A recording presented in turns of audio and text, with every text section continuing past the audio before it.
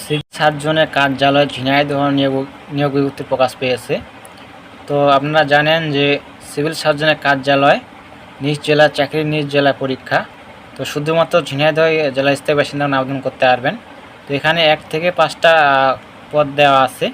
5টা পদে আপনারা শিক্ষাযোগ্যতা অনুযায়ী আবেদন করতে পারবেন। তো সর্বশেষ যে পদটা দেখতে পারতেছেন 4 নং পদ স্বাস্থ্য সহকারী। এই পদে অসংখ্যজন লোক নেওয়া হবে, 135 জন। ইন্টার পাস থাকলে আপনারা আবেদন করতে পারবেন। তো আবেদনের শুরুর তারিখ এবং শেষ তারিখ এটা মূল বিষয়। তো আবেদন শুরু হবে দেখতে পাচ্ছেন এখানে দেওয়া আছে।